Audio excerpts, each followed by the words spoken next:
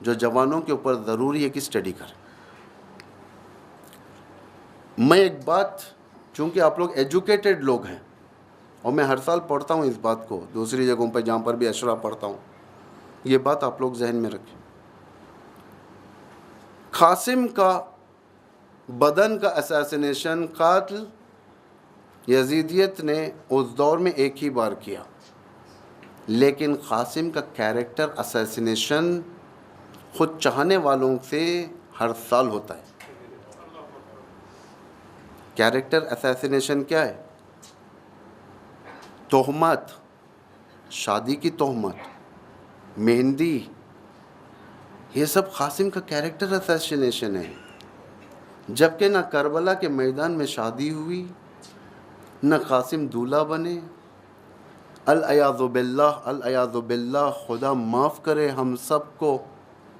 قاسم کی جو نسبت جس عورت سے دی جاتی ہے کبرا سے، کبرا حضرت قاسم کی بھابھی تھیں اور شوہر حسن مثنیٰ زندہ تھے. 10ویں صدی میں کربلا کے بعد 61ویں ہجری یعنی 10ویں سینچوری میں مینیپولیشن اسلام کے اندر بہت ہوا. بہت سارے روایتوں کو گھسایا گیا، بہت سارے چیزوں کو ختم کیا گیا، بہت سارے یعنی لوگوں کو رلانے کے لیے نہ جانے کیا کیا کیا گیا. اس کے اندر یہ روایت یعنی جو اصل روایت نہیں ہے، جھوٹ، تہمت، اس کے بعد سے اسلام کے اندر آئی. اتفاق سے اس رواج کو اتنا پھونکا گیا، آج انسان کی ضمیر نہیں ماننے کے باوجود بھی اتنا وہ عادت کر چکا ہے کہ وہ نوحے میں پڑھتا ہے پابندی سے 7 محرم کو بیان کرتا ہے. بعض نوحے ہوتے ہیں، کبرا نے کہا قاسم دولہا کس سونے بند میں سوتے ہوئے، ہماری طرف چلتا ہے. یہاں پہ نہیں معلوم یہ کون سے نوحے چلتے ہیں حضرت قاسم کے. خدا کی قسم وہ میدان شادی کا میدان نہیں تھا. وہ جو قاسم کے بارے میں کہا جاتا ہے 14 سال کا بچہ، امام کا بھتیجا، امام کا بیٹا، جو مقصد صرف کربلا میں قربانی کا مقصد، جو امام قدم بقدم یہ بتاتے ہوئے لے کر آ رہے ہیں کہ لوگوں کو وہاں پہ ہمیں قربان ہونے جانا ہے. کبھی یہ نہیں بتایا کہ کربلا میں ہمیں جا کر قاسم کا ریسپشن کرنا ہے. نہیں ہے. آپ لوگ تحقیق کریں، آپ لوگ جائیں، دیکھیں، اسٹڈی کریں. خدا را قاسم کو اس الزام سے باہر کریں، بری کریں. یہ کیریکٹر اساسینیشن ہے ایک امام کے فرزند پر. امام حسین کا سر نیچے ہو جائے گا. جس امام حسین کی بیٹی سے نسبت دیا جا رہا ہے وہ بیٹی امام حسین کی حسن مثنیٰ کی بیوی ہے. حسن مثنیٰ امام حسین کے داماد اور کربلا کے اندر موجود روز عاشورہ وہ زخمی ہوئے زندہ تھے. ورنہ اگر خدا نخواستہ شہادت ہو جاتی تو ایک احتمال، وہ بھی شہادت کے بعد اسلامی قانون یہ ہے کہ 4 مہینے تک، اس میں بھی احتمال نہیں دیا جا سکتا. یہ تو کھلی تہمت رائج ہو چکی ہے ہمارے درمیان. یہ جب تک ہم منہ نہیں کھولیں گے، یوتھس کو نہیں بتائیں گے، جوانوں کو نہیں بتائیں گے، ایجوکیٹڈ لوگوں کو نہیں بتائیں گے، انٹلیکچوئلز اگر خدا نخواستہ خاموش رہیں گے، علماء خاموش رہیں گے، کل کے دن امام حسین، امام زمان، حضرت زہرا، امام حسن سب دامن پکڑیں گے، کہیں گے تو ہمارے خاندان پر خدا نخواستہ غلط رشتے کا الزام لگایا. یزیدیت نے ایک بار اساسینیشن کیا تھا کربلا میں، ہم تو ہر سال کیریکٹر اساسینیشن کرتے ہیں. جوان، میں نے سنا کہ آج کوئی ذاکرہ جو لیڈی، محترم لیڈی یہاں پر جو پڑھتی ہیں صبح میں، انہوں نے اس رسم و رواج کو ڈینائی کیا باقاعدہ، یعنی کنڈم کیا ہے. یقیناً زبان کھولی، زبان کھولنے والے امام کے سامنے بری ہوتے ہیں. محشر میں جس وقت پیش کیے جائیں گے ہم لوگ، خدا پوچھے گا تو نے وہ کیوں نہیں بیان کیا جو الزام لگ رہا تھا. ہم کہیں گے لوگوں کے ڈر سے، لوگوں کے ڈر سے.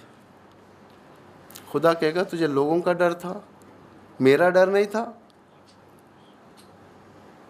امام زمان کل کے دن سوال کریں گے تو ہم کیا جواب دیں گے؟ اور یہ جو جتنے مصائب ہیں، قاسم کی شادی وغیرہ، یہ سب لیٹسٹ مصائب ہیں، بنائے ہوئے مصائب ہیں. یہ کتنے سال پہلے بنے؟ زیادہ عرصہ نہیں گزرا. ایک عزاداری کی تاریخ اگر آپ دیکھیں گے، جس عزاداری کی تاریخ میں بعض ایسے مصائب جو مینیپولیٹڈ، جو شمال ایران میں بنتے تھے اور اس کے بعد وہاں سے ایکسپورٹ ہوتے تھے عراق کے اندر پڑھا جاتا تھا. اس دور میں آج کی دور کی طرف فکر نہیں تھی. لوگ کتاب لے کر ممبر پر بیٹھ کر مصائب سناتے تھے. اس میں کیا لکھا ہے کیا نہیں لکھا ہے کسی کو کچھ نہیں معلوم، اور اس کتاب کو حجت بنایا جاتا تھا. آج جو نزدیک ترین، کربلا سے نزدیک ترین جو کتابیں جو گزری ہیں، یعنی 200 سال کے اندر، 150 سال کے اندر والی، اس کتاب کے بارے میں کوئی بات کرنے تیار نہیں. اس سے زیادہ نہیں بولوں گا میں، لیکن درود ہو اس لیڈی پر، اس محترمہ پر جو یہاں پر عورتوں کے اندر بیان کی، کیونکہ عورتوں میں زیادہ رسم ہے یہ مہندی کا. کہاں سے ہے مہندی؟ کربلا میں پانی کہاں سے آیا مہندی بنانے کے لیے؟ مہندی صرف پتے تو نہیں لگڑے جاتے. مہندی کی خصوصیت یہ کہ جتنا آپ گھسیں گے اتنا ہی مہندی. اور عرب میں دامادوں کے لیے مہندی کا رواج کہاں پر ہے؟ آپ تحقیق کریں. عرب میں آج بھی جو شادیاں ہوتی ہیں کہ وہاں پر مہندی لگائی جاتی ہے انڈیا پاکستان کی طرح، یا مہندی انڈیا سے گئی ہے، یا مہندی کئی ایسی جگہ سے گئی ہے، مثلا انڈیا، سری لنکا، رسول کے امام حسین کے پاس کربلا بنا کر لے گئے، وہاں پر کربلا میں جا کر لگا دیا. توجہ کریں، تحقیق کریں، آپ لوگ خدا را تحقیق کریں. قوم کی حماقت کے دلیل یہ ہوتی ہے کہ وہ قوم کی حماقت، یعنی وہ قوم ایڈیٹ قوم ہوتی ہے جو قوم سننے کے بعد تحقیق نہ کرے. امام فرماتے ہیں ایسے لوگوں کو میں اپنے ساتھ نہیں رکھتا، ایڈیٹس کو. ہم کہتے ہیں ہم دیوانے اہل بیت کے، ہم جو چاہے کریں گے، ہم اماموں کے دیوانے، مر مٹیں گے، فلاں کریں گے. دیوان ہیں، اشعار بھی ہیں، ہم علی کے دیوانے، یا کہیں پر دیوانے. اماموں کو دیوانوں کی ضرورت نہیں ہے، انٹلیکچوئلس کی ضرورت ہے. نعرے حیدری، دشمنان اہل بیت پر انٹلیکچوئلس چاہیے امام کو. دین میں فقیہ ہونا چاہیے انسان. فقیہ سے مراد مجتہد نہیں ہے، کم از کم دین آموزی ہونی چاہیے ہمارے پاس. اتنا تو ہمارا لاجیکل مینرز ہے کہ ہم دیکھیں آیا بات صحیح ہے یا نہیں ہے. اگر کوئی بات سنا دی جاتی ہے تو انسان تحقیق کرتا ہے کہ یہ بات صحیح ہے یا نہیں ہے، یا ہم ایسے ہی کسٹمز کے طور پر چلاتے ہوئے جا رہے ہیں کربلا کو. یہ روایتیں انقلاب کربلا کے اوپر ایک دھبا ہے. معلوم ہے لوگوں تک بات جاتی ہے، لیکن افسوس یہ ہوتا ہے کہ انسان اس کو ریپیٹ کریں. پھر بعض جگہ تو ایسے میں مجلس پڑھ کے اترا یہ سب بیان کر کے، نیچے وہی مہندی کا نوحہ شروع ہو گیا.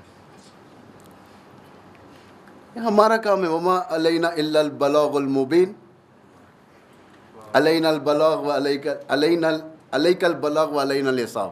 اللہ کہہ رہا ہے تیرا کام ہے پہنچانا، حساب میں لے لوں گا.